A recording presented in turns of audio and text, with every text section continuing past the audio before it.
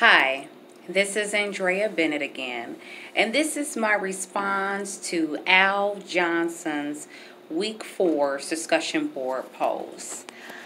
Mr. Johnson, you brought up a lot of great points and information in your point of view based off of the TED Talk that was given by Dan Pink. You summarized exactly what his video referred to as far as with carrots and sticks, intrinsic motivators, extrinsic motivators. However, you made a statement in regards to having a narrow focus as being something that might not be effective in a firm. It reminds me of horse races. Most horses that are in racing, they have on what is called blinders. They're not allowed to utilize their peripheral vision whatsoever. In stating that, they do that so they can focus on the path and meeting the goal, which is completing the race. If it gives them too much opportunity to look to the left or look to the right, their focus is thrown off and it begins to develop momentum that's based off of another pace setter. When you're setting the pace, when you're actually going for a goal, the last thing you need to do is not have a narrow focus. Your focus needs to be narrow in order for you to stay productive. You also stated in regards to monetary and non-monetary incentives, utilizing monetary incentives being a motivating factor. That's beneficial to some degree in some industries, but I can definitely assure you that the auto industry, being one of the biggest monetary incentives every year with giving out an actual payout to their employees, are finding themselves struggling in a lot of sense as being able to give out those big huge bonuses, not only just to the CEOs but also to the workforce.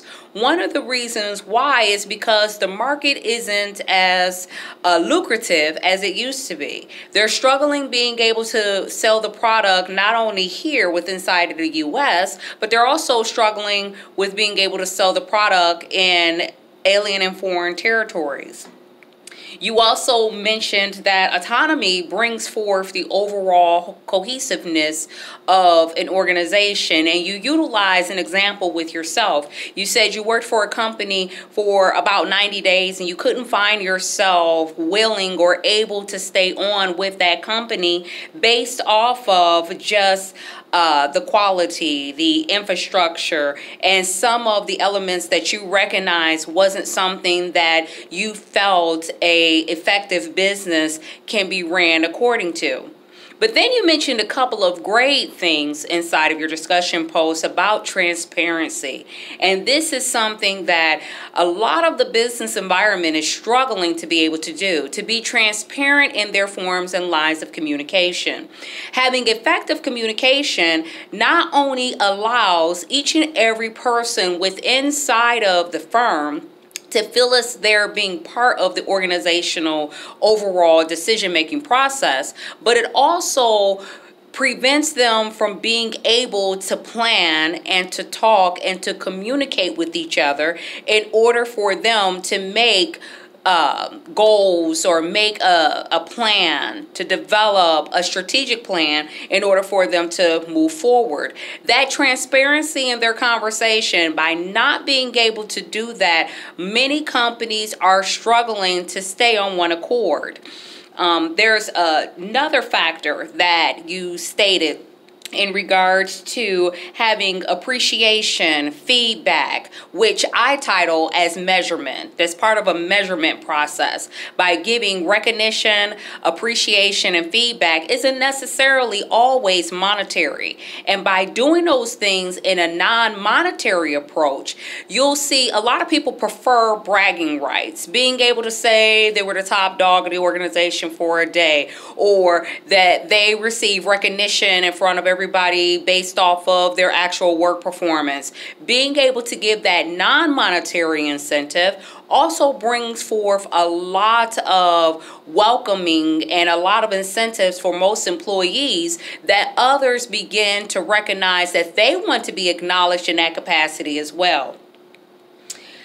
The transparency I definitely want to go back to is because one of the things that Dan Pink said about his 3-step process, he mentioned about allowing an employee to be able to run the office or run the company for a day. To some degree, by not having that transparency within already built within inside of that employee, you could bring forth a lot of hardship, grief, and anger amongst other coworkers within inside of the organization. So you're not definitely bringing forth the cohesiveness, or you're not being productive in that measure, because by doing that, especially if it's someone who has not matured or who may have came out as being that rock star that just is able to run out and be able to be so productive,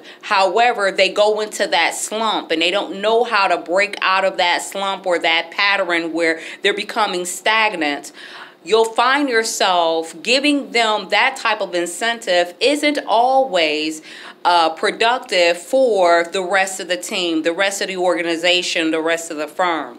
So I definitely want to say I agree and disagree with you in part, but one of the things, I think your post definitely identifies some of the issues that Dan Pink had with inside of his TED Talk, and how this is not necessarily how the 21st century businesses are being ran today. And just by your personal experience that you shared with us inside of your post, I definitely want to thank you for identifying that even despite whatever the economic value or whatever you were receiving from that company, that you realize that your happiness was much greater than the amount of revenue that you were making, and you were willing to walk and find something else in order for you to be successful in. That's a huge step. That's a step that a lot of individuals are unable to take in this day and age. So I definitely want to give you much accolades for your discussion board posts,